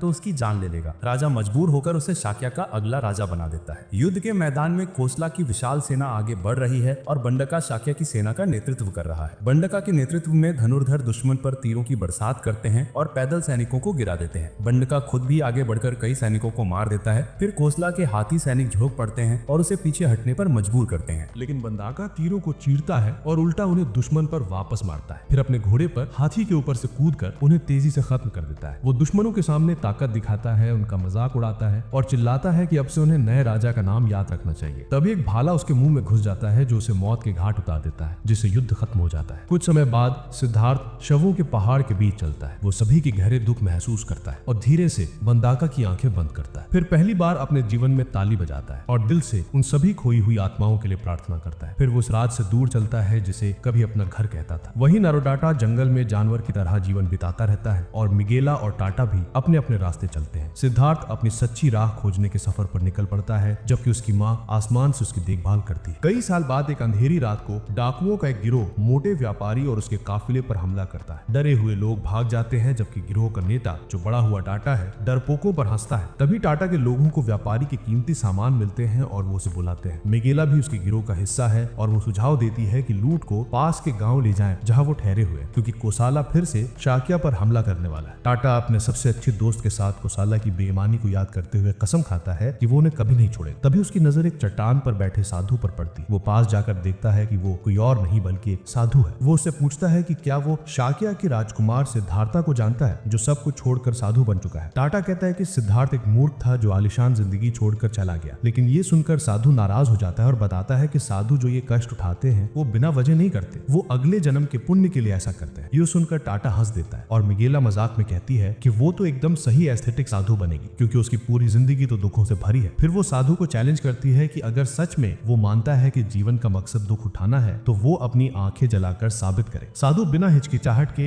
एक मशाल लेकर घुटने के बल गिर जाता है और जलती हुई मशाल सीधे अपनी आंख में घूम देता है। अगले दिन एक शिकारी देखता है कि सिद्धार्थ के बाल साधुओं के लिए बहुत लंबे हैं। वो उसे एक रेजर देता है और घर आने का निमंत्रण भी देता है ताकि वो बाल संवार सके। अपने घर पर शिकारी सिद्धार्थ को एक नया वस्त्र देता है और कहता है कि उसके पास और कुछ देने को नहीं है। तभी एक और साधु आता है जिसकी एक आंख जली हुई है। वो पानी मांगता है। सिद्धार्थ अपना परिचय देता है और साधु सोचता है कि क्या यही शाक्या के राजकुमार हैं जिसके बारे में सुना था। फिर वो खुद को डिया बताता है। तभी शिकारी वापस आता और कहता है कि उसका सबसे बड़ा बेटा असागिल भी साधु बनना चाहता है। वो उनसे कहता है कि उसे शिष्य के रूप में ले ले। सिद्धार्थ कहता है कि वो अभी कोई शिष्य नहीं ले रहा। डिया कहता है कि शायद उनकी फैमिली बस मुंह कम खिलाने के लिए ऐसा चाहती है। जैसे ही वो जा रहे होते हैं डिया देखता है कि सिद्धार्थ उसे घूर रहा है। वो बताता है कि उसने अपनी आंख जलाई है ताकि कुछ शक करने वालों को ये दिखा सके कि वो सच्चा है। डिया बताता है कि उसकी गुरु नारुडाटा ने सब कुछ छोड़ दिया और एक जानवर बन गया ताकि बिना लालसा के पवित्र जीवन जी सके। डिया कहता है कि वो एस्थेटिसिज्म में विश्वास करता है, मतलब जितना ज्यादा अब कष्ट झेलेगा अगला जन्म उतना बेहतर होगा। फिर दोनों एस्थेटिक जंगल की ओर बढ़ते हैं। रास्ते में वो देखते हैं कि आजगेल बारिश में उनका पीछा कर रहा है। एक जगह आजगेल खुद को जहरीले पौधे से कटवा लेता है और लगभग डूब जाता है। तब सिद्धार्थ पीछे मुड़कर उसे बाहर निकालता है। जब वे नदी पार कर रहे होते हैं तो डिया कहता है कि सिद्धार्थ बच्चे को छोड़ दे, वो नहीं बच पाएगा। लेकिन सिद्धार्थ पूरी ताकत लगाकर उसे रेगिस्तान तक ले जाता है। वहां वो कुछ कोसाला सैनिकों से टकराते हैं जो अपने युवा राजकुमार के साथ शिकार पर निकले थे। एक हिरन मारने के बाद वे साधुओं के पास आते हैं। युवा राजकुमार सिद्धार्थ की निगाह में कुछ खास महसूस करता है, फिर सोचता है कि ये तो आम साधु है। सैनिकों के जाने के बाद डिया बताता है कि वो लड़का कोसाला का राजकुमार विरहाका है जो कोसाला के राजा और शाक्या की एक दासी महिला से पैदा हुआ था। दरअसल शाक्या के राजा ने कोसाला के राजा को धोखा दिया था और दासी को कुलीन बताकर पेश किया था। फिर साधु कई दिन तेज धूप और घने जंगलों से होते हुए चलते हैं। एक रात टाटा और उसके लोग दूर से उन्हें देखते हैं और डिया से हालचाल पूछने आते हैं। डिया चुपचाप उन्हें घूरता है, लेकिन सिद्धार्थ टाटा से कहता है कि उनके साथ जो लड़का है उसकी तबीयत बहुत खराब है, उसे अभी इलाज की जरूरत है। ये सुनकर टाटा उन्हें अपने शिविर तक ले जाता है जहाँ वो आसागेल के लिए जड़ी बूटी की दवा बनाता है। टाटा बताता है कि ये दवा उसने अपने पास मौजूद कुछ जड़ी बूटियों से बनाई है और अगर उसकी शक्तियां अभी भी होती तो वो एक पक्षी में उतरकर और ज्यादा जड़ी बूटी इकट्ठा कर लेता। ये सुनकर सिद्धार्थ हैरान हो जाता है कि वो जानवरों में प्रवेश कर सकता था। तभी डेपा को अपने गुरु नरोडता की कही एक बात याद आती है जिसमें उसने एक ऐसे खास लड़के का जिक्र किया था जिसका नाम भी यही था, जो जानवरों में घुस सकता था और कभी बूढ़ा नहीं होता था। टाटा बताता है कि जैसे ही उसने अपनी ताकत खोई वो अचानक बड़ा हो गया और आज जैसा दिखता है वैसा बन गया। असागी की हालत देखकर सिद्धार्थ उससे कहता है कि एक गर्म चाकू लेकर आओ ताकि वो सूजी हुई टांग को काटकर जहर निकाल सके। इलाज के बाद टाटा उस चाकू से जख्म को जलाकर बंद करता है, लेकिन तेज दर्द की वजह से उसे झटके आने लगते हैं और उसी पल उसका दिल रुक जाता है। उसकी आत्मा एक अजीब सी दुनिया में चली जाती है जहाँ उसे सिद्धार्थ की माँ दिखाई देती है। वो उससे कहती है कि उसका अभी मरना तय नहीं है और उसे सिद्धार्थ के आखिरी दिन तक उसके साथ चलना होगा। इधर टेंट में सिद्धार्थ लगातार छाती दबाकर CPR देता रहता है जब तक कि टाटा का दिल फिर से धड़कने नहीं लगता। तभी मिगुएला लकड़ियां लेकर टेंट में आती है और टाटा से पूछती है कि ये लोग कौन हैं। जैसे ही सिद्धार्थ उसकी आवाज लेकर उसका नाम पुकारता है, मिगुएला के हाथ से लकड़ियां गिर जाती हैं। दोनों कांपते हुए आमने सामने खड़े रहते हैं। कांपती आवाज में वो पूछती है कि वो यहाँ क्यों आया है। सिद्धार्थ माफी मांगता है कि वो महान राजा नहीं बन सका जिसकी उम्मीद उसने की थी। ये सुनकर गुस्से और दर्द में मिगुएला टेंट से बाहर भाग जाती है। उधर टाटा और डेपा दोनों को पता चलता है कि सिद्धार्थ ही वो लापता राजकुमार है। टाटा बताता है कि वो उसे इसलिए ढूंढ रहा था क्योंकि कोसा सैनिकों ने उसकी माँ और बहन की हत्या कर दी थी। यही वजह है कि वो उनसे इतनी नफरत करता है, लेकिन उसके पास कोई रुतबा नहीं है, इसलिए उसे युद्ध शुरू करने के लिए एक राजा की जरूरत है। अपना सारा गुस्सा निकालने के बाद टाटा सिद्धार्थ से बदला लेने के लिए राजा बनने को कहता है, लेकिन सिद्धार्थ उसे 10 साल रुकने को कहता है। वो बताता है कि वो एक भिक्षु बनकर जीवन का असली मतलब ढूंढना चाहता है और अगर उसे जवाब नहीं मिले तो वो वापस अपने राज्य लौट आएगा। अगली सुबह असागी अचानक डरावने सपने से जाग जाता है और कहता है कि एक बवंडा आने वाला है। वो दौड़कर गांव में जाता है और सबको तुरंत भागने की चेतावनी देता है। टाटा और बाकी लोग उसकी बात पर शक करते हैं, लेकिन असागी पूरे गांव में चिल्लाता हुआ लोगों को घर खाली करने को कहता रहता है। अचानक सच में एक बवंडर आ जाता है जो रास्ते में आने वाले हर घर को बेरहमी से तबाह कर देता है। असागी एक बच्चे को बचाता है और किसी तरह छुपकर जान बचाता है। बवंडर के गुजर जाने के बाद सिद्धार्थ और बाकी सब हैरान रह जाते हैं कि उसकी बात सच हो गई। कुछ समय बाद पास ही मगाथा के राज्य में राजा असागी का दरबार में स्वागत करता है। राजा असागी से पूछता है कि वो क्या जानना चाहता है। जब राजा अपने भविष्य के बारे में पूछता है तो लड़का बस एक शब्द कहता है, मौत। दरबार में हंगामा मच जाता है, लेकिन राजा सबको चुप कराता है और पूछता है कि उसे कौन मारेगा। मासूमियत से असागी कहता है कि 30 साल बाद उसका बेटा उस पर हमला करेगा और तुरंत ही उसे ईश्वरीय सजा भी मिलेगी। राजा हंसते हुए कहता है कि उसे भी भविष्यवाणी मिली है कि वो 3 गिनती में मर जाएगा, लेकिन असागी मुस्कुराता रहता है और बच्चों की तरह नाचने लगता है। जैसे ही राजा 3 गिनता है, असागी एक सिपाही को पास बुलाता है। 3 पूरी होते ही ऊपर से एक सांप गिरता है, लेकिन सब हैरान रह जाते हैं जब सिपाही का भाला सांप को मार देता है और लड़के को कुछ नहीं होता। तब राजा समझ जाता है कि असागी सच में भविष्य देख सकता है। लड़का मुस्कुराकर कहता है कि अभी उसके मरने का समय नहीं आया है। फिर वो बताता है कि वो 4 साल 4 महीने और 4 दिन बाद मरेगा। ये सुनकर राजा उसे अपना सलाहकार बनने के लिए रोक लेता है, लेकिन लड़का मना कर देता है। वो कहता है कि उसका मकसद सिद्धार्थ के साथ रहना है उस दिन तक जब सिद्धार्थ की मौत होगी। ये सुनकर राजा हैरान रह जाता है और पूछता है कि सिद्धार्थ इस समय कहाँ है। असागी उसे बताता है कि वो इस वक्त पांडवा पहाड़ों में है और एसेटिक जंगल की ओर जा रहा है। उसी रात राजा अपनी सेना लेकर पहाड़ पर चढ़ता है। वहाँ उसे डेपा उल्टा लटक कर ध्यान करते हुए मिलता है। राजा उससे पूछता है कि क्या वही सिद्धार्थ है, लेकिन डेपा इशारे से उसे पास बैठे शांत मुद्रा में ध्यान कर रहे सिद्धार्थ की ओर भेज देता है। सिद्धार्थ को प्रणाम करने के बाद राजा घुटनों के बल बैठ जाता है और उससे अपने राज्य में सलाहकार बनकर आने की विनती करता है। वो बदले में आधा राज्य देने का वादा भी करता है, लेकिन सिद्धार्थ मना कर देता है। वो राजा से कहता है कि जब इंसान जरूरत से ज्यादा चाहने लगता है तो लालच उसे तबाह कर देता है। इसी लालच से दूर रहने के लिए उसने भिक्षु का रास्ता चुना है। ये सुनकर राजा उदास हो जाता है। वो कहता है कि मौत से कोई नहीं बच सकता, लेकिन उसे बताया गया है कि 30 साल बाद उसका अपना बेटा उसकी जान ले लेगा। मौत के डर से कांपता हुआ राजा मानता है कि सिद्धार्थ ही उसे इस तकदीर से बचा सकता है, लेकिन सिद्धार्थ सिर हिलाकर साफ कह देता है कि अभी वो उसके मौत के डर को दूर नहीं कर सकता। हाँ, उसे उम्मीद है कि एसेटिक जंगल की यात्रा में वो खुद इस डर से निकलने का रास्ता ढूंढ पाएगा। ये जवाब राजा को संतोष दे देता है और वो उसे शुभकामनाएं देकर लौट जाता है। इसके बाद असागी, सिद्धार्थ और डेपा कई दिनों तक खतरनाक जंगलों से गुजरते हैं, रास्ते में लोगों की मदद करते हैं और हर दिन ध्यान करते हैं। आखिरकार वे एसेटिक भिक्षुओं के जंगल में पहुंच जाते हैं। जैसे ही डेपा जंगल में कदम रखता है वो बेहद खुश हो जाता है, लेकिन जब असागी एक सुंदर तालाब के पास जाता है तो अचानक डर से कांप उठता है। पानी के अंदर एक आदमी निकलकर उसे घूर रहा होता है। तभी डेपा समझाता है कि पानी के अंदर सांस रोक कर रहना, पेड़ से उल्टा लटकना, जिंदा दफन होना और ताबूत में अकेले बंद रहना, यही एसेटिक साधना की चरम सीमा है। इसके बाद सिद्धार्थ अपनी साधना शुरू करता है। वो रात में कांटों पर बैठकर ध्यान करता है, भेड़ियों के बीच, यहाँ तक कि भयानक तूफानों में। उसे लगता है कि ये पीड़ा ही उसे ज्ञान तक पहुंचाएगी। कुछ महीने गुजर जाते हैं। एक दिन सिद्धार्थ असागी से पूछता है कि वो रोज पेड़ पर निशान क्यों बना रहा है। मुस्कुराते हुए लड़का बताता है कि वो साल का हर दिन एक निशान बनाता है और 5वां पेड़ पूरा होते ही उसकी मौत हो जाएगी। सिद्धार्थ उसे पागल कहता है और पूछता है कि क्या उसे मौत से डर नहीं लगता। लड़का कहता है डर तो लगता है, लेकिन उस पर उसका कोई बस नहीं। ये सुनकर सिद्धार्थ प्रभावित हो जाता है और पूछता है कि वो हर दिन बिना डर के कैसे जीता है। लड़का कहता है कि उसका मकसद ही उसे आगे बढ़ाता है। जैसे सिद्धार्थ का मकसद है इंसान से बढ़कर कुछ बनना और सबको बचाना। लेकिन जब सिद्धार्थ पूछता है कि वो सबको कैसे बचाएगा तो असागी बस हल्की सी मुस्कान के साथ चुप रह जाता है। साल बीतते जाते हैं। सिद्धार्थ अपनी कठोर साधना करता रहता है। एक दिन गर्म रेत में जिंदा दबे हुए सिद्धार्थ की चीख निकल जाती है। डेपा उसे समझाता है कि यही दर्द उसे मोक्ष तक पहुंचाएगा। जब सिद्धार्थ उससे पूछता है कि क्या वो उसे मरने के लिए कह रहा है तो पागल भिक्षु हामी भर देता है। वो कहता है कि उनका मकसद इस सड़े गले इंसानी शरीर से आजाद होना है। ये सुनकर सिद्धार्थ हिल जाता है। वो कहता है कि वो मरना नहीं चाहता, लेकिन पागल भिक्षु गुस्से में उसे तब तक साधना करने का आदेश देता है जब तक कि उसकी जान न निकल जाए। बाद में सिद्धार्थ सोचता है कि क्या खुद को यातना देना ही इंसानियत को बचाने का रास्ता है, जबकि उसका शरीर धीरे धीरे खत्म हो रहा है। एक दिन अचानक टाटा वहां पहुंचता है। वो सिद्धार्थ को लगभग मरा हुआ पाता है, अब भी रेत के नीचे दबा हुआ। टाटा उसे बाहर निकालता है, पास की नदी में ले जाता है और उस पर पानी डालता है। जब सिद्धार्थ होश में आता है तो टाटा कहता है कि वो उसे किसी बेवकूफी भरी साधना में मरते नहीं देख सकता। वो उसे पेड़ की छांव में बिठाता है और एक फल देता है, लेकिन सिद्धार्थ मना कर देता है, कहता है कि वो उपवास पर है। टाटा जोर देकर उसे खाने को कहता है। तभी डेपा और बाकी एसेटिक भिक्षु वहां आ जाते हैं। वे टाटा से कहते हैं कि वो उसकी साधना में दखल न दे और यहाँ से चला जाए। उसी पल टाटा को अपनी झोपड़ी की ओर से धुआं उठता दिखता है। घबराकर वो वहां दौड़ता है मिग्युएला की चिंता में। वहां वो देखता है कि कुछ दुबले पतले भिक्षु मशाले लिए हुए मिग्युएला को गद्दार कहकर झोपड़ी जला रहे हैं। वो उन्हें जोर से हटाता है और अंदर घुस जाता है। वो तुरंत मिग्युएला को पकड़कर बाहर खींच लाता है। ठीक उसी पल जब झोपड़ी पूरी तरह ढह जाती है। उसी रात बाद में सिद्धार्थ उससे मिलने आता है और पूछता है कि क्या वो और मिगेला ठीक है। तब टाटा उसे बताता है कि उसकी हालत इतनी खराब है कि वो ना तो हिल पा रही है और ना ही बोल पा रही है, जबकि वो दोनों उसे बचाने के लिए इतना लंबा सफर तय करके यहाँ आए थे। ये सुनकर सिद्धार्थ का दिल बैठ जाता है। मिगेला उसे दूर रहने की गुहार लगाती है, लेकिन फिर भी सिद्धार्थ अंदर चला जाता है। उसकी भयानक हालत देखकर वो घुटनों के बल गिर जाता है और उसके लिए प्रार्थना करने लगता है। अगले दिन दीपा उसे साधना पर ध्यान लगाने को कहता है, क्योंकि वो देख लेता है कि सिद्धार्थ का मन बार बार मिगेला की तरफ जा रहा है। सिद्धार्थ कहता है कि वो उसे इस तरह तड़पते हुए नहीं देख सकता। इस पर दीपा उसे ताना मारता है कि एक तपस्वी के लिए दूसरे के दर्द से डरना शर्म की बात है। लेकिन सिद्धार्थ कहता है कि जंगल का कोई भी भिक्षु उस दर्द से नहीं गुजर रहा जिससे मिगेला गुजर रही है। इधर टाटा मिगेला के लिए खाना लाता है, लेकिन वो खाने से मना कर देती है। वो उससे कहती है कि उसे छोड़ दे, अब उसके बचने की कोई उम्मीद नहीं है और जैसे ही वो मर जाएगी टाटा आजाद हो जाएगा। ये सुनते ही टाटा उसे कसकर गले लगा लेता है और वादा करता है कि वो उसे बचाने का कोई न कोई रास्ता जरूर ढूंढेगा। बाहर से ये सब सिद्धार्थ चुपचाप देखता रहता है। अगले दिन असागी सिद्धार्थ का ताबूत खोलता है। सिद्धार्थ उसे पूछता है कि क्या सच में मिगेला को बचाने का कोई तरीका नहीं है। तब असागी बताता है कि उसे उसी तरह बचाया जा सकता है जैसे उसने खुद को बचाया था, जहर चूसकर बाहर निकालकर। ये सुनते ही उसी रात सिद्धार्थ दौड़कर वहां पहुंचता है और मिगेला के शरीर से जहर चूसना शुरू कर देता है। टाटा डर जाता है कि कहीं वो खुद बीमार न पड़ जाए, लेकिन सिद्धार्थ पूरी रात बिना रुके करता रहता है जब तक जहर की आखिरी बूंद भी बाहर न आ जाए। अगली सुबह वो अपनी साधना छोड़कर सीधे मिगेला को देखने चला जाता है। ये बात दीपा को आग बबूला कर देती है। गुफा में पहुंचकर सिद्धार्थ देखता है कि मिगेला पूरी तरह ठीक हो चुकी है। मिगेला रोने लगती है और टाटा उसका शुक्रिया अदा करता है। तभी अचानक दीपा और बाकी भिक्षु वहां पहुंच जाते हैं। वे कहते हैं कि अब उन्हें सिद्धार्थ की बेइज्जती और बर्दाश्त नहीं है और उसे जंगल छोड़ने का आदेश देते हैं। लेकिन टाटा बीच में बोल पड़ता है। वो कहता है कि जंगल वो लोग छोड़ेंगे, सिद्धार्थ नहीं। वो सिद्धार्थ से कहता है कि अब वो उसका इंतजार नहीं करेगा कि वो लौटकर राजा बने और उसके बदले की आग को पूरा करे, ताकि सिद्धार्थ शांति से अपनी साधना कर सके। वो कहता है कि जब उसने मिगेला को ठीक होते देखा तो उसका सारा गुस्सा खत्म हो गया और अब वो समझ गया है कि सिद्धार्थ का मकसद उसके बदले से कहीं ज्यादा बड़ा है। मिगेला सिद्धार्थ से कहती है कि उसे खुशी है कि वो उससे प्यार कर बैठी, भले ही उसे अपनी आंखों की कीमत चुकानी पड़ी। वो कहती है कि सिद्धार्थ ने उसका शरीर ही नहीं उसका दिल भी बचाया। इसके बाद दोनों वहां से चले जाते हैं। जाते जाते टाटा सिद्धार्थ से कहता है कि वो एक महान भिक्षु बने और उसे अपना पहला शिष्य बनाए। उसी रात शाह के राज्य की सरहद पर सैनिक तब हैरान रह जाते हैं जब देखते हैं कि कुछ ही पलों में दर्जनों तंबू कुचल दिए जाते हैं। हाथियों की एक पूरी सेना हर चीज को रौंदती चली आती है और उनके पीछे पीछे कुआला के पैदल सैनिकों की लहरें उमड़ पड़ती है। नौजवान राजकुमार अपने हाथियों को किले के फाटक पर चढ़ा देता है और अपने सबसे बड़े योद्धा यताला को हमला करने का हुक्म देता है। हल्क जैसे उस विशाल योद्धा हाथियों को सीढ़ी की तरह इस्तेमाल करता है, हवा में उछलता है और अपना गदा किले की दीवार पर दे मारता है। एक ही वार में दीवार ऊपर से नीचे तक फट जाती है। रास्ता खुलते ही कोसालन सेना टूट पड़ती है। आगे आगे यताला रास्ता साफ करता जाता है। कोसालन के तीरंदाज दुश्मन के धनुर्धारियों को मक्खियों की तरह गिरा देते हैं। मीनारों में आग लग जाती है और पैदल सैनिकों के साथ यताला जो सामने आता है उसे मौत के घाट उतार देता है। चारों तरफ तबाही देखकर एक मोटा सा सरदार राजा के पास दौड़ता है और उसे भाग जाने को कहता है, लेकिन राजा मना कर देता है। वो कहता है कि वो अपने लोगों को छोड़कर नहीं भागेगा। उधर सिद्धार्थ की पत्नी अपने बेटे राहुल से कहती है कि जैसे ही उनके पिता अपना काम पूरा करेंगे वो जरूर उन्हें बचाने आएंगे। बाहर यताला सैनिकों को हवा में उछालता है और जो भी राजकुमार पर हमला करने की कोशिश करता है उसे एक ही वार में खत्म कर देता है। फिर वो राजकुमार के पीछे पीछे किले के अंदर तक घुस जाता है। सूरज निकलते निकलते शाक्य की ज्यादातर सेना खत्म हो चुकी होती है और विरहा का जीत का ऐलान कर देता है। उसी रात एस्थेटिक जंगल में असागी सिद्धार्थ से कहता है कि अगली पूर्णिमा तक उसकी मौत हो जाएगी। सिद्धार्थ को यकीन नहीं होता क्योंकि लड़का पूरी तरह सेहतमंद दिख रहा होता है, लेकिन असागी भविष्यवाणी करता है कि उसे भेड़िए जिंदा खा लेंगे। लेकिन सिद्धार्थ उससे वादा करता है कि चाहे कुछ भी हो जाए वो उसकी रक्षा करेगा। कुछ समय बाद जब सिद्धार्थ ध्यान में बैठा होता है तभी असागी घोंसले से अंडे चुराने की कोशिश में एक चट्टान से नीचे गिर जाता है। ये देखकर सिद्धार्थ घबराकर जितनी तेज उसके पैर ले जा सकते हैं वो नीचे की तरफ दौड़ पड़ता है, लेकिन वहां पहुंचकर उसे पता चलता है कि लड़का झाड़ियों पर गिरा था और बच गया था। इसके बाद असागी लगभग एक नदी में डूब ही जाता है, जिससे सिद्धार्थ फिर से घबरा जाता है, लेकिन ये भी बस एक बेकार का डर साबित होता है। इसी तरह करते करते पूर्णिमा की रात आ जाती है। सिद्धार्थ सोचने लगता है कि क्या सच में लड़का मर जाएगा, जबकि उसने तो उसे पेड़ से बांध भी दिया था। वो ध्यान में बैठा ही होता है कि एक खरगोश आकर रस्सियों को कुतरने लगता है। जब तक सिद्धार्थ को कुछ समझ आता है तब तक असागी गायब हो चुका होता है। वो उसे हर जगह ढूंढता है। उधर वही खरगोश लड़के को झाड़ियों के बीच से ले जाता है। आगे जाकर असागी एक ढलान से फिसलता है और सीधा भूखे भेड़िए के छोटे बच्चों के सामने जा गिरता है। भूखे भेड़िया शावकों को देखकर असागी मुस्कुरा देता है। वो उन्हें प्यार से सहलाता है और कहता है कि वो जल्द ही उनका पेट भर देगा। फिर वो उनके सामने लेट जाता है ताकि उनके माँ बाप आकर उसे अपना शिकार बना ले। ठीक उसी वक्त सिद्धार्थ भी वहां पहुंचता है और फिसलकर नीचे गिर जाता है। लेकिन जब वो भेड़ियों को अपने छोटे से दोस्त को खाते देखता है तो उसकी रूह कांप जाती है। डर के मारे वो भागता है जितनी ताकत उसके कमजोर पैरों में बची होती है। वो घास पर मुंह के बल गिर पड़ता है और फूट फूट कर रोने लगता है। उसी समय दीपा उसे ढूंढ लेता है और पहले से भी ज्यादा बेरहमी से उसकी साधना दोबारा शुरू करवा देता है। एक बार तो वो उसे आग तक लगा देता है। जब देखता है कि उसमें अब भी जान बची है तो पागल भिक्षु उसे पेड़ से बांध देता है और गिद्धों को उस पर छोड़ देता है। ये देखकर बाकी भिक्षुओं का दिल पसीज जाता है। वे उसे खोल देते हैं और कहते हैं कि उसने बहुत सह लिया, लेकिन सिद्धार्थ रुकने से मना कर देता है। यहाँ तक कि 10 दिनों तक पानी भी नहीं पीता। ये देखकर दीपा मान लेता है कि वो तपस्या की चरम सीमा तक पहुंच गया है। इसके बाद सिद्धार्थ चट्टान पर जलते सूरज के नीचे ध्यान करता है और फिर तूफानी रात में भी वहीं बैठा रहता है। वो मन ही मन दोहराता रहता है कि उसे अपने चारों ओर की दुनिया के साथ एक हो जाना है। एक दिन तेज हवाएं उसके कमजोर शरीर को झरने में धकेल देती हैं, लेकिन जब उसे कोई दर्द महसूस नहीं होता तो वो सोचता है कि क्या वो आखिरकार प्रकृति में विलीन हो गया है। क्या यही वो चरम साधना है जिसकी बात दीपा करता था। जैसे ही वो आंखें बंद करता है वो खुद को एक अजीब सी दुनिया में पाता है। वहाँ उसे अपनी माँ की आवाज सुनाई देती है। वो उसे कहती है कि असागी का जीवन का मकसद उसे ये सिखाना था कि हर जीवन एक चक्र का हिस्सा है। ये सुनकर सिद्धार्थ टूट सा जाता है, लेकिन उसकी माँ उसे जिंदा रहने का आदेश देती है। जब उसकी आंख खुलती है तो उसके चेहरे के सामने एक कटोरा सूप रखा होता है। वो ये देखकर रो पड़ता है। पहले उसे लगता है कि असागी इसे लाया होगा, लेकिन पता चलता है कि ये पास के गांव की एक दयालु औरत थी। उसे धन्यवाद देकर सिद्धार्थ जंगल में चला जाता है। वो सारे जानवरों को बुलाता है और वे उसके पीछे पीछे चल पड़ते हैं। वो उन्हें समझाता है कि किसी एक का दूसरे के लिए खाया जाना यही प्रकृति का नियम है, जैसा असागी और भेड़ियों के साथ हुआ। लेकिन इंसान ही ऐसा जीव है जो लालच में आकर एक दूसरे को खा जाता है, और यही असली दुख की जड़ है। उधर कोशाला राज्य में शाक्य के राजा पर मुकदमा चलाया जाता है। वो कहता है कि अब और हिंसा की कोई जरूरत नहीं है, लेकिन कोशाला का राजकुमार कसम खाता है कि वो शाक्य लोगों को कभी माफ नहीं करेगा और सिद्धार्थ को अपने हाथों से मारेगा। इधर जंगल में सिद्धार्थ जाने ही वाला होता है कि दीपा उसे रोक लेता है और पूछता है कि क्या वो सच में जंगल छोड़कर जा रहा है। जब सिद्धार्थ हाँ कह देता है तो दीपा कसम खाता है कि वो खुद को उससे भी ज्यादा यातना देगा और साबित करेगा कि तपस्या ही सच है। लेकिन सिद्धार्थ कहता है कि उसे समझ आ गया है कि चरम सोच का कोई मतलब नहीं, इसलिए अब वो ऐसा जीवन जिएगा जहाँ दुख और सुख के बीच एक मध्यम रास्ता होगा। ये समझकर कि सिद्धार्थ अपना अलग रास्ता चुन चुका है, दीपा हार मान लेता है। उधर कोसाला की सीमा पर शाक के लोगों से जबरदस्ती काम करवाया जाता है। जो गिर पड़ता है उसे रोज या तो मार दिया जाता है या मरने के लिए छोड़ दिया जाता है, ताकि राजकुमार की बीमार नफरत शांत हो सके। कैद में बंद राजा अपनी कोठरी के अंदर से अपने लोगों की चीखें सुनता रहता है। इसी बीच एक दिन राजकुमार का पिता गुस्से में पूछता है कि उसने अपनी माँ को शाक के स्लेवों के साथ कैद में क्यों रखा है। इस पर लड़का ठंडे दिल से कहता है कि वो भी एक गंदी शाक के गद्दार स्लेव है। उसका पिता उसे याद दिलाता है कि वो अब भी उसकी माँ है, लेकिन राजकुमार जवाब देता है कि अगर वो परिवार के लिए अलग नियम बनाएगा तो ये एक गलत मिसाल बन जाएगी। उसी रात यताला जेल में बंद राजकुमार की माँ से मिलने आता है। वो जश्न का बचा हुआ खाना उसके लिए लेकर आता है, लेकिन गलती से उसके हाथ से कटोरा गिर जाता है। वो अपनी भारी भरकम शक्ल अंदर झुकाकर कहता है कि वो दूसरा कटोरा लेकर आएगा। रानी उसे चेतावनी देती है कि वो दोबारा ना आए, क्योंकि वो औरतों के गुलामों वाले हिस्से में है। लेकिन यताला और गुस्से में आ जाता है। वो कहता है कि वो उसे आजाद कर देगा क्योंकि वो रानी है। इस पर वो उसे रोकते हुए कहती है कि ऐसा करने से उसके बेटे के लिए और मुसीबत खड़ी हो जाएगी। तब यताला पूछता है कि राजकुमार ने उसे कैद क्यों किया। रानी बताती है कि शादी के वक्त उसने अपने दर्जे के बारे में झूठ बोला था और इसी अपराध की सजा उसे मिल रही है। फिर भी यताला कहता है कि वो एक महान औरत है, गुलाम हो या ना हो। ये बात उसे अपने बचपन की याद दिला देती है, जब उसके गांव में भयानक अकाल पड़ा था। खाने की कमी के चलते उसके पूरे परिवार को, जिसमें उसकी गुलाम माँ भी थी, एक हाथी के नीचे कुचल दिया गया था ताकि खाने वाले मुंह कम हो जाए, और वो अकेला बच गया था। ये सुनकर रानी उसे एक अच्छा बेटा कहती है, लेकिन फिर से चेतावनी देती है कि वो उस पर दया ना दिखाए, वरना सबकी नजर में वो निशाना बन जाएगा। फिर भी यताला को भरोसा है कि राजकुमार उसकी बात जरूर सुनेगा। लेकिन जब वो बाद में उसके लिए खाना लाने के बदले राजकुमार से बात करता है तो राजकुमार उसे जमीन से जंजीरों में बांधकर कोड़ों से पिटवा देता है और उसे बेवकूफी बंद करने का हुक्म देता है। गुस्से में यताला पूछता है कि उसने अपनी ही माँ को कैद क्यों किया। राजकुमार जवाब देता है कि उसे झूठ बोलने की सजा देनी थी, और इसलिए भी कि उसकी रगों में गंदी शाक्या नस्ल का खून बहता है। जब राजकुमार उसे और अपमानित करता है तो यताला का सब्र टूट जाता है। वो अपनी जंजीरें तोड़ देता है और किले से बाहर निकल जाता है। अपने कमरे में लौटकर राजकुमार को वो दिन याद आते हैं जब लोग उसका मजाक उड़ाया करते थे, उसे एक गंदी शाक्या गुलाम का बेटा कहते थे, और वही ताने उसे ताकत पाने के लिए सब कुछ कुर्बान करने पर मजबूर कर गए थे। तभी एक दूत आकर बताता है कि सिद्धार्थ का पता लग गया है। ये सुनते ही राजकुमार सेना लेकर उसे मारने निकल पड़ता है। जब वे भिक्षु को ढूंढ लेते हैं तो वो अपने आदमियों को सिद्धार्थ को घेरने का आदेश देता है। वो कहता है कि सिद्धार्थ की वजह से उसके परिवार ने बहुत दुख झेला है और अब वो उसकी जान लेकर इसकी कीमत वसूलेगा। ये कहकर वो उसकी प्रतिक्रिया का इंतजार करता है, लेकिन सिद्धार्थ शांत रहता है और कहता है कि अगर वो चाहे तो उसकी जान ले सकता है। सिद्धार्थ की ये शांति देखकर राजकुमार कहता है कि वो उसके चाहने वालों को मारेगा। इस पर सिद्धार्थ शांति से पूछता है कि क्या बदला लेने से उसे सच में खुशी मिलती है। वो कहता है कि उसके काले विचार शायद उसे रातों को सोने नहीं देते। ये बात राजकुमार के दिल पर सीधा वार करती है। फिर भी वो तलवार उठाकर उसका सिर काटने के लिए आगे बढ़ता है। तभी आसमान से बिजली गिरती है और उसके हाथ से तलवार छूट जाती है। तलवार सिद्धार्थ के सामने गिरती है। भिक्षु तलवार उठाता है और राजकुमार की तरफ बढ़ता है। उसकी नजर इतनी गहरी होती है कि आसपास खड़े सारे सैनिक डर के मारे पीछे हट जाते हैं। सिद्धार्थ कहता है कि उसके ये काले विचार उसे किसी भी यातना से ज्यादा दर्द दे रहे हैं और यही वजह है कि उसकी जिंदगी इतनी दुखी है। ये सुनकर राजकुमार अपनी तलवार उठाता है और शर्मिंदगी में पीछे हट जाता है। अपने कमरे में लौटकर वो सिद्धार्थ की आंखें याद करता है और वो अपमान उसकी नफरत को और भड़का देता है। उसी वक्त एक दूत आकर भयंकर खबर देता है। वो बताता है कि औरतों के गुलामों में भयंकर बीमारी फैल रही है जो जल्द ही महल तक पहुंच जाएगी। वो पूछता है कि क्या सबको जिंदा जला दिया जाए। नीचे मचे हाहाकार को देखकर और थोड़ी देर सोचकर राजकुमार उन्हें जलाने का आदेश दे देता है। उधर जेल के बाहर यताला कुछ खा रहा होता है। तभी उसे आग और शोर शराबे की आवाजें सुनाई देती है। जैसे ही उसे पता चलता है कि आग औरतों के हिस्से में लगी है, वो पूरी ताकत से उधर दौड़ पड़ता है। जो भी सिपाही रास्ते में आता है वो उसे एक तरफ फेंकता चला जाता है। वो दीवार तोड़कर अंदर घुस जाता है और बढ़ती आग की परवाह किए बिना हर जगह रानी को ढूंढने लगता है। इसके बाद जब यताला उसे ढूंढ लेता है तो वो दानव दीवारें तोड़ता हुआ बाहर निकलता है और लड़ता झगड़ता हुआ किले के मेन गेट तक पहुंचता है। वहां वो दीवार में एक बहुत बड़ा सुराग कर देता है और हमेशा के लिए उस राज्य को छोड़ देता है। काफी दूर जंगल में रानी ये देखकर हैरान और खुश होती है कि यताला ने उसकी जान बचा ली, लेकिन वेरहाका भी उनका पीछा करता हुआ वहां पहुंच जाता है और उन्हें एक तालाब के पास ढूंढ लेता है। शुरू में यताला खुश हो जाता है कि वो अपनी माँ की मदद के लिए आया है, लेकिन जैसे ही रानी की आंखों में वही दया वाला नजरिया देखता है, प्रिंस को गुस्सा आ जाता है। वो साफ साफ कह देता है कि आग लगाने का हुक्म उसी ने दिया था और जाते जाते यताला को आदेश देता है कि वो उस औरत से छुटकारा पाले। ये सुनकर यताला अपना पद छोड़ देता है और प्रिंस को पत्थर दिल कहता है, लेकिन उसकी माँ उसे शांत होने को कहती है और बोलती है कि उसके लिए इस बात को यहीं छोड़ दे। माँ की बात सुनकर यताला शांत हो जाता है और उसे अपनी बाहों में उठाकर वहां से चला जाता है। तेज धूप में लंबा सफर तय करने के बाद वो उसे एक चट्टान की छाया में आराम करने के लिए बैठाता है। वहां वो उससे पूछता है कि उसने उसकी मदद क्यों की। यताला मुस्कुराकर जवाब देता है कि वो उसकी माँ की याद दिलाती है। वो कहता है कि वो भी उसकी माँ की तरह दयालु है और इसी वजह से वो चाहता है कि अब वही उसकी नई माँ बने। ये सुनकर रानी बहुत खुश हो जाती है। वो उससे कहती है कि अपना चेहरा दिखाओ, उसे डर नहीं लगेगा क्योंकि वो जानती है कि वो एक अच्छा लड़का है। ये सुनकर यताला हैरान हो जाता है क्योंकि पूरी जिंदगी सब उसे राक्षसी कहते आए हैं। वो धीरे धीरे अपना मास्क खोलता है और पलटकर अपना शांत और मासूम चेहरा दिखाता है। रानी प्यार से कहती है कि वो खुशी खुशी उसकी माँ की जगह लेगी। नई माँ के साथ खुशहाल जिंदगी के सपने देखते हुए यताला बहुत खुश हो जाता है और अपना मास्क दूर फेंक देता है। लेकिन कुछ दिनों बाद जब वो गोद में फल लेकर वापस आता है तो देखता है कि वो जमीन पर बेहोश पड़ी है। वो घबराकर सब कुछ नीचे गिरा देता है। थोड़ी ही देर में उसे समझ आ जाता है कि वो मर चुकी है। यताला जोर जोर से रोने लगता है। उसकी चीखें पूरे वीरान इलाके में गूंजने लगती है। इसके बाद वो उसकी लाश को बहुत दूर जंगल तक लेकर जाता है और आंसू बहाते हुए खुद ही उसकी कब्र खोदता है। धीरे से उसे कब्र में लिटाकर वो पूरी रात उसकी कब्र से लिपटा कर सोता है। अगले दिन से वो बिना किसी मंजिल के अलग अलग इलाकों और शहरों में भटकने लगता है, दिल से टूटा हुआ, उदास और रातों को सो नहीं पाता। बिल्कुल वैसे ही जैसे प्रिंस, जो अब खुद भी उतना ही अकेला हो चुका है। एक रात हताश होकर यताला एक झरने से नीचे कूद जाता है, लेकिन उसका विशाल शरीर उसे मरने नहीं देता। वो गिरकर भी जिंदा बच जाता है। दर्द में तड़पते हुए वो थंडर के भगवान से विनती करता है कि उसे मार दे और उसका दुख खत्म कर दे, लेकिन कुछ भी नहीं होता। वो नदी के बीच चलता रहता है सूरज ढलने तक। तभी उसे जंगल के अंदर कुछ चमकता हुआ दिखता है। वहाँ उसे सिद्धार्थ ध्यान में बैठा हुआ मिलता है, पूरी शांति के साथ। यताला धीरे धीरे पास जाता है और उसके सामने घुटनों के बल बैठकर कहता है कि वो मरना चाहता है क्योंकि वो दुनिया का सबसे दुखी इंसान है। सिद्धार्थ शांति से पूछता है कि वो दुखी क्यों है। यताला बताता है कि उसके असली माता पिता को हाथी ने कुचल दिया था और दूसरी माँ उसे मिली भी तो प्लेग ने छीन लिया। ये सुनकर सिद्धार्थ धीरे से कहता है कि असल में तो उसके माता पिता सबसे ज्यादा बदकिस्मत थे। लेकिन यताला इस बात को अनदेखा करके गुस्से में पूछता है कि जिसने अपनी माँ को ही छोड़ दिया उस प्रिंस को सजा क्यों नहीं मिली। सिद्धार्थ ध्यान से उसकी बात सुनता है और फिर कहता है कि असल में सबसे ज्यादा दुख उसी प्रिंस ने झेला है। एक ऐसा राजकुमार जिसकी माँ एक गुलाम थी, उसे पूरी जिंदगी पत्थर दिल बनकर रहना पड़ा। उसे अपनी माँ को धीरे धीरे मरते हुए देखना पड़ा, कुछ भी ना कर पाने की हालत में। और अब उसे हजारों लोगों के खून के साथ साथ अपनी ही माँ का खून का बोझ भी उठाना है। दूसरी तरफ प्रिंस वेरेडहॉकर अपनी माँ की कब्र पर पहुंचता है। वो वहाँ आए सियारों को भगा देता है और रोते रोते कब्र खोदने लगता है। वो उसकी ठंडी लाश को गले लगाकर कहता है कि बस एक बार अपने नाकाबिल बेटे का नाम ले लो और उसे माफ कर दो, क्योंकि उसके पास कोई और रास्ता नहीं था। उसे कमजोरी दिखाए बिना राज्य चलाने के लिए पत्थर दिल बनना पड़ा। जंगल में वापस सिद्धार्थ धीरे से दोहराता है कि इसमें कोई शक नहीं कि प्रिंस पूरे राज्य का सबसे बदकिस्मत लड़का है। सिद्धार्थ आगे कहता है कि जो इंसान खुद इतना दर्द झेल चुका हो वो दूसरों के दर्द को सबसे बेहतर समझ सकता है। ये सब सुनकर यताला का दिल भर आता है। वो एक साथ दुखी भी है और गुस्से में। वो अपना सिर पकड़कर जोर से चिल्लाता है और गुस्से में अपना सिर जमीन पर पटक देता है। तभी सिद्धार्थ धीरे से अपना गर्म हाथ उस दानव के कंधे पर रखता है और बताता है कि उसने भी अपनी माँ को अपने जन्म के कुछ ही समय बाद खो दिया था, लेकिन वो कहता है कि अगर उसकी माँ ने उसे जन्म न दिया होता तो वो आज यताला से कभी मिल ही नहीं पाता। सिद्धार्थ समझाता है कि इस दुनिया में हर जिंदगी का एक मकसद होता है और हर जीव एक दूसरे से एक नाजुक डोर से जुड़ा होता है। अगर यताला इस दुनिया में होता ही नहीं तो ये संतुलन बिगड़ जाता, इसलिए उसका होना बहुत जरूरी। वो कहता है कि सिर्फ जिंदा रहकर ही यताला कई जिंदगियों को छू चुका है और अपना मकसद पूरा कर रहा है। ये सुनकर कि उसकी जिंदगी की कोई कीमत है, यताला बिल्कुल सन्न रह जाता है। सिद्धार्थ उसे याद दिलाता है कि उसने बहुत से लोगों की जान बचाई है। वो उसके असली माता पिता का उदाहरण देता है जब उन्होंने पहली बार उसे देखा था। फिर वो बताता है कि कैसे उसने प्रिंस फर्टाका की माँ को प्यार और दया दिखाकर खुशी दी और आखिर में प्रिंस को भी, जो अब ये जानकर चैन से रह सकता है कि उसकी माँ के आखिरी दिन किसी ने उसे इंसान की तरह प्यार दिया था। आंखों में आंसू लिए यताला फिर से पूछता है कि क्या उसके जैसा इंसान जिसके हाथों पर कई लोगों का खून है, उसे जीने का हक है। सिद्धार्थ शांति से उसे भरोसा दिलाता है कि हाँ, ये बिल्कुल ठीक है। ये बात यताला के दिल को अंदर तक हिला देती है। वो सिद्धार्थ को एक महान इंसान कहता है और उससे विनती करता है कि वो उसे अपना शिष्य बना ले, लेकिन सिद्धार्थ विनम्रता से मना कर देता है और कहता है कि वो खुद अभी सीखने वाला एक साधक है और अभी उसकी साधना पूरी नहीं हुई है। वो कहता है कि वो भी यताला की तरह ही अभी रास्ते में है। तभी टाटा की तरह यताला उससे विनती करता है कि जब उसकी साधना पूरी हो जाए तब वो उसे अपना पहला शिष्य बना ले। वो कसम खाता है कि चाहे जितना समय लगे वो इंतजार करेगा। फिर वो उसे जिंदगी का असली मतलब सिखाने के लिए धन्यवाद कहता है और वहां से चला जाता है। उसके जाते ही सिद्धार्थ खुद हैरान रह जाता है कि उस पल उसके अंदर क्या आ गया था। तभी सूरज उगने लगता है और सिद्धार्थ को वही बूढ़ा आदमी दिखाई देता है जिसे उसने बचपन में देखा था, रोशनी से घिरा हुआ। वो बूढ़ा आदमी उससे कहता है कि उसे ज्ञान प्राप्त हो चुका है और उसे बुद्धा की उपाधि देता है, जिसका मतलब है जागृत हुआ इंसान। वो उसे बताता है कि अब उसका काम है जब तक जिंदगी है तब तक इंसानों को अपनी सीख देना और उन्हें जीना सिखाना। उसी पल सिद्धार्थ को आध्यात्मिक दुनिया दिखाई देने लगती है। एक जानी पहचानी आवाज बताती है कि इंसान जन्म के समय कमल के फूल की तरह होता है, जिसमें असीम संभावनाएं होती, लेकिन दुख की बात यह है कि इतने सारे सुंदर फूल कीचड़ में ही खो जाते। इसीलिए बुद्ध का कर्तव्य है कि वो उन फूलों को खिलने में मदद करे। सिद्धार्थ खुशी खुशी इस जिम्मेदारी को स्वीकार कर लेता है। कुछ समय बाद प्रिंस वर्धका शाक्य वंश के गुलामों को आजाद कर देता है। वहीं टाटा, मिगेला और बाकी भिक्षु अपनी अपनी जिंदगी में आगे बढ़ते रहते हैं और सिद्धार्थ अब बुद्ध बनकर इंसानियत को बचाने की लंबी यात्रा पर निकल पड़ता है। लेकिन यहीं पर यह वीडियो खत्म होता है। वीडियो पसंद आया हो तो लाइक और चैनल को सब्सक्राइब करना मत भूलना। देखने के लिए धन्यवाद और मिलते हैं अगली बार।